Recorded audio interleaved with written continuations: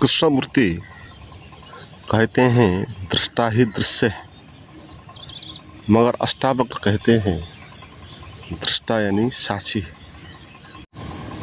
तो कृष्णमूर्ति दृष्टा को मान रहे हैं दृश्य के रूप, और अष्टावक्र या ओशो जैसे दृष्टा को मान रहे हैं साक्षी के रूप, अवेयरनेस के रूप। कृष्णमूर्ति साक्षी या दृष्टा जैसी शब्द का उपयोग नहीं करते, वो उसके लिए अवेयरनेस शब्द का प्रयोग करते हैं। और कृष्णमूर्ति ने दृष्टा शब्द भी प्रयोग नहीं किया। दृश्य दृष्टा ये तो हिंदी में ट्रांसलेट करने वालों ने कहा, उन्होंने तो ऑब्जर्वर और ऑब्जर्व्ड कहा, या थिंकर और थॉट कहा। तो कृष्णमूर्ति भी वही बात कर रहे हैं। जिसको ओशो दर्शक कह रहे हैं, कृष्णमूर्ति उसको दृष्टा कह रहे हैं, ऑब्जर्वर कहे। दर्शक यानी ऑब्जर्वर, दर्शक यानी थिंकर। तो कृष्णमूर्ति कहते हैं थिंकर इज थॉट या ऑब्जर्वर इज ऑब्जर्व। हिंदी में गलत ट्रांसलेशन है, कहना कि दृष्टा ही दृश्य है, दर्शक ही दृश्य है, ये कहना। तो कृष्णमूर्ति ने अपनी टर्मिनोलॉजी प्रयोग किया, उन्होंने संस्कृत वर्ड नहीं प्रयोग किया। ट्रांसलेट करने वालों ने इसका गलत ट्रांसलेट किया। ऑब्जर्वर जिसको कहते हैं वो है दृश्य, दर्शक। तो दर्शक ही दृश्य है, ये बात क्या है, पहले इस बात को समझना है और फिर हम जान पाएंगे कि साक्षी क्या है। पहले इन तीन शब्द के अलग अलग परिभाषाएं जानते हैं, क्या क्या है। दर्शक क्या है, दृश्य क्या है, और दृष्टा यानी साक्षी क्या है। दृश्य का अर्थ होगा जो भी आपको अनुभव में आता है, बाहर का संसार जो आँख से दिखाई पड़ता, कान से सुनाई पड़ता, त्वचा से स्पर्श के रूप में अनुभव होता, पंच इंद्रियों के द्वारा और मन के द्वारा भी जो भी आपको अनुभव होता है, भौतिक दुनिया, वो उसको कहा वो दृश्य है, क्योंकि वो दिखाई पड़ा। मगर दिखाई तो पड़ा, किसको दिखाई पड़ा? दृश्य ही दृश्य को तो देख नहीं सकता। पेड़ ही अपने को तो देख नहीं सकता। पेड़ को कोई पेड़ को देखने वाला उससे भिन्न होगा। तो हम जो देखने वाले हैं संसार को, तो इसको कहा ये दर्शक। यह दर्शक हमारे मैं को कहा। कृष्णमूर्ति ने भी थिंकर हमारे मन को ही कहा, हमारे मैं को ही कहा, हमारे अहंकार को कहा। तो इस मैं भाव को या अहंकार को या थिंकर को, दर्शक को क्यों कहा? ये दृश्य है, या ये ऑब्जर्व्ड है, या ये थॉट है। Thinker is thought. इसीलिए कहा कि ये जो मैं बना, ये बना विचारों से, विश्वासों से। हमने अपने मैं को कैसे माना है? हमारे लिए हमारा मैं का क्या मीनिंग होता है? हमारा लिंग, हमारा जात, हमारा धर्म, हमारा उम्र, ये सब सारी चीज़। तो मैं यानी इस जात का, धर्म का, अर्थव्यवस्था का, देश का, शरीर का। तो इस तरह हम अपने मैं को मान, और वो मैं बन गया अब विचारों से। इसलिए जो हमारा मैं है वो थॉट ही, ऐसे ही दृश्य ही है, वो भी अलग ही चीज़ है अनुभव में आने वाली, जिसको हम अलग पहचान सकते। हमारे दृश्य को भी, हम दृश्य को देखते हैं, दर्शक हो जाते हैं, मगर हमारे दर्शक को भी कोई और देख सकता है। हम ही देख सकते हैं। हम ही अपने भीतर आँख बंद करके अपने मैं की भावनाओं को, अपने मैं के भीतर क्या चल रहा है, उन चीज़ों को जान सकते हैं, देख सकते हैं। इसका अर्थ क्या हुआ? जिस तरह बाहर दिखाई पड़ता था, चीज़ें दिखाई पड़ती थी, ऐसे ही भीतर भी चीज़ें दिखाई पड़ सकती हैं। आप अपने मन में चलते हुए विचारों को जान सकते हैं, कह सकते हैं कि ऐसा विचार चला, तो आपने जाना तो उसको देखा तो अब इसका अर्थ ये हुआ कि आप अब दर्शक नहीं हो, आपका जो दर्शक है उसको भी हम देख सकते हैं, वो भी दृश्य के रूप में बना है, और वो जैसा होता है बाहर भी उसी किस्म का अनुभव करता है। अगर वो मैं सुख में होता है तो बाहर गलत चीज़ों को भी सही देख लेता है, इधर दुखी होता है तो सही चीज़ों को भी गलत देख लेता है। तो मैं दृश्य ही है, दर्शक दृश्य ही है, क्योंकि दृश्य उसी के भीतर से आ रहा है। आप बीमार हो, आपका मैं, तो उसी से दृश्य बाहर आ रहा है, और आप दिखाई पड़ रहा है, सुनाई पड़ रहा है, तो वही जीवन है ना जो आपसे निकल गया। अगर आप दूसरे किस्म के होते, दुखी नहीं होते, सुखी होते, तो आप कुछ और अनुभव करते। तो इसलिए दृश्य सभी के लिए एक जैसे नहीं है, जैसा दर्शक है ऐसा ही दृश्य है। इसी संसार को कोई स्वर्ग अनुभव करेगा, कोई नरक का अनुभव करेगा।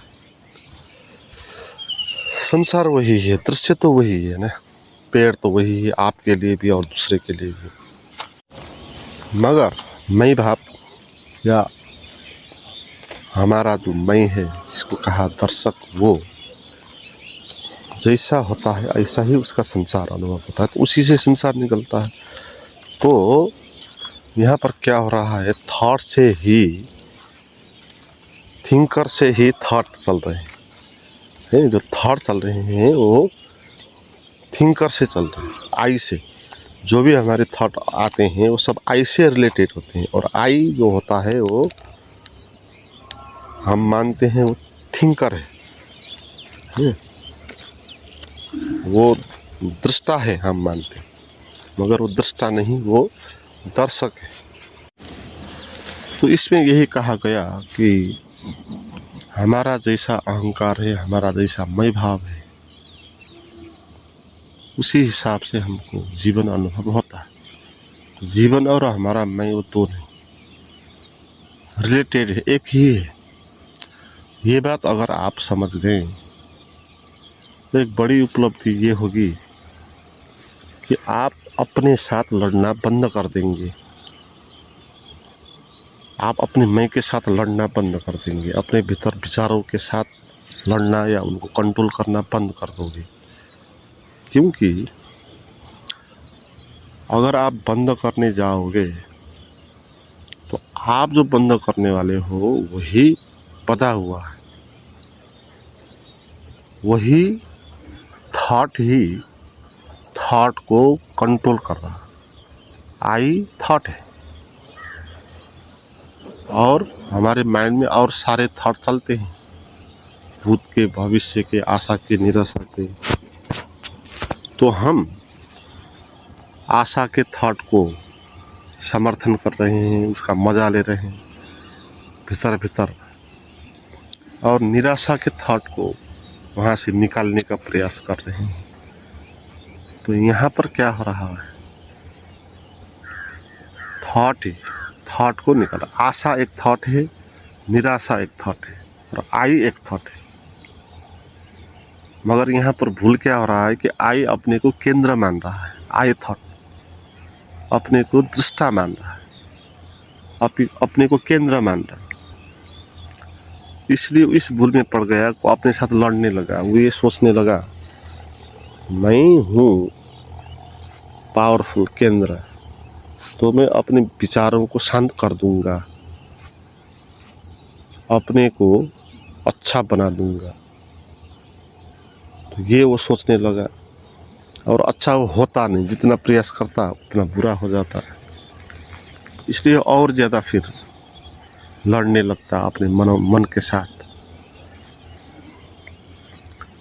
तो हम उलझते जाते हैं, इसमें सोल्यूशन कभी नहीं आएगा, क्योंकि वो मैं कभी भी अन्य थॉट को कंट्रोल नहीं कर सकता। खुद भी वो एक थॉट है ना, मैं का होना भी एक थॉट है।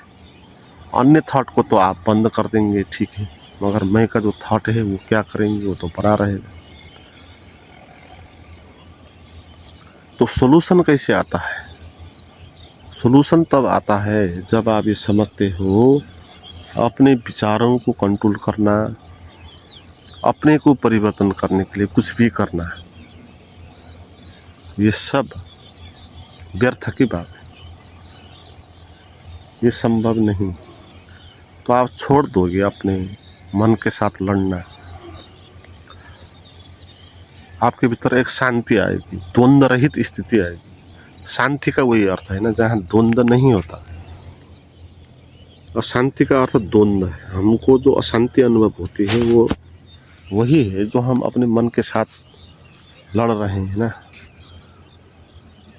हम जो इनकार कर रहे हैं जीवन का, वही हमारा संघर्ष है और उसी में हम उलझे हुए हैं। तो जब आप जानोगे इस बात को, ऑब्जर्वर इज ऑब्जर्व्ड, जो हमारा दर्शक है वो दृश्य ही है, तो दृश्य के साथ लड़ना बंद होगा। क्योंकि आप ही दृश्य हो तो किसके साथ लड़ रहे हैं? दुख के साथ आप नहीं लड़ोगे। आप ही दुख हो तो आप किसके साथ लड़ रहे हैं? तो यह जानने के बाद आपको ये दिखाई पड़ेगा, अब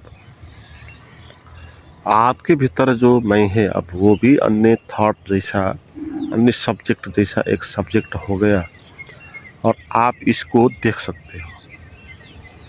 यहाँ पर अद्भुत बात पैदा होगी इस बात को जानने से।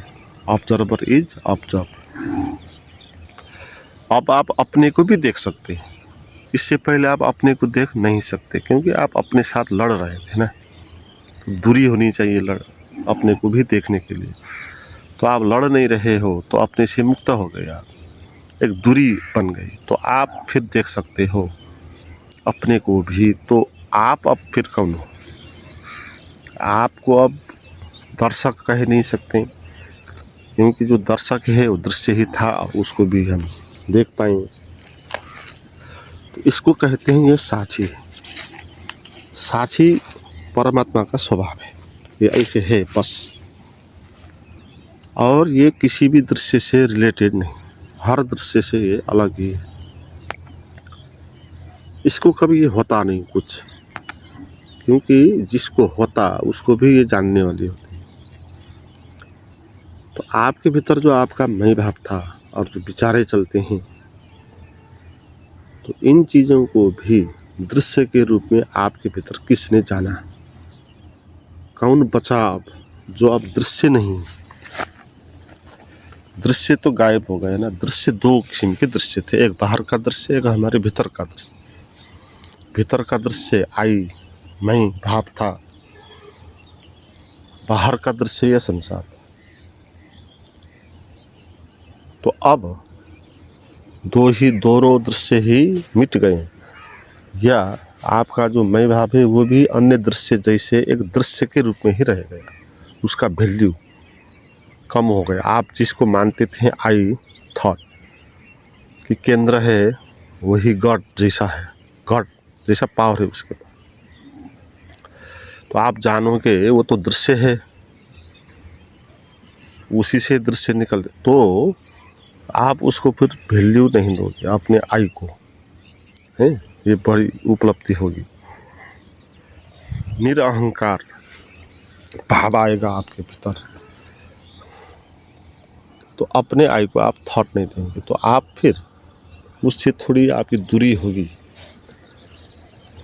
फिर भी आप बचोगे ना, क्योंकि आप जो हो वो तो एक जानने वाला हो, आप तो एक बोध हो, आप एक होश हो।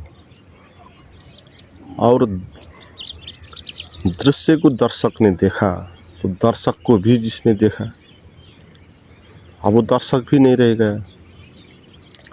तो साक्षी ऐसी एक स्थिति होगी जहाँ पर वो केवल होगी, उसमें चीज़ें झलकेगी, मगर वो हर दृश्य से अलग ही होगा। ऐसा होश होगा, केवल होश होगा। और ये सत्य है, क्योंकि अस्तित्व इसी तरह ही हो सकता है। ब्यूटी, जो भी इस अस्तित्व का प्राण है, हार्ट है, लव जिसको आप कह सकते हैं, अवेयरनेस है। तो ये जो इसका होना है ना, इसका होना इसी तरह ही हो सकता है, दृश्य के रूप में नहीं हो सकता, अदृश्य के रूप में होगा। इसलिए परमात्मा अदृश्य है, क्योंकि परमात्मा साक्षी है ना। साक्षी यानी अदृश्य, क्योंकि वो दृश्य नहीं है। आपका शरीर भी दृश्य है, तो आपका शरीर भी अदृश्य नहीं, तो आप अदृश्य नहीं हो, आपका मैं अदृश्य नहीं है। अदृश्य है हमारी साक्षी, हमारे भीतर जो साक्षी है वो अदृश्य है, क्योंकि उसको कोई भी देख नहीं सकता, क्योंकि वो देखने वाली है ना। जो देखने वाली है उसको कौन देखेगा? वो किसी और चीज़ को देख सकता है, उसको कौन देखेगा? अगर उसको भी कोई देखता है तो वो देखेगा, वो साक्षी हो जाएगा। तो साक्षी तो सबसे पीछे खड़ा होगा ना। तो ये सच है, ऐसा है जीवन का स्वभाव। हमारा स्वभाव भी साक्षी के रूप में हम हैं। मगर ये बात आपको तभी पता चलेगी जब आप जानोगे आप भी एक दृश्य हो। आप अपने को जो दृष्टा मानते हो, केंद्र मानते हो, वो भी अनुभव में आने वाला है। बाहरी चीज़ जैसा एक दृश्य ही है। तो आप अपने मैं को वैल्यू नहीं दोगे, एक दृश्य के रूप में इसको भी लोगे और अपने साथ लड़ोगे भी नहीं, वैल्यू ही नहीं दोगे इन बातों को। तो लड़ने की आवश्यकता नहीं। आई थॉट जितना ज़्यादा होगा ना, उतना वो लड़ेगा। आई थॉट अगर मिटेगा तो वो कौन लड़ेगा फिर? तो चीज़ें जैसी की तैसी रह जाएंगी। तो आपके भीतर वो आई थॉट अगर शांत हो जाएगा, वो मिट जाएगा, तो फिर लड़ने वाला भी बचेगा। तो आप भीतर जो भी हैं सब आपको दृश्य के रूप में अनुभव आएंगे, और पीड़ा के रूप में नहीं, दुख के रूप में नहीं, अटैचमेंट के रूप में नहीं, और आप केवल शुद्ध बोध के रूप में रह जाओगे।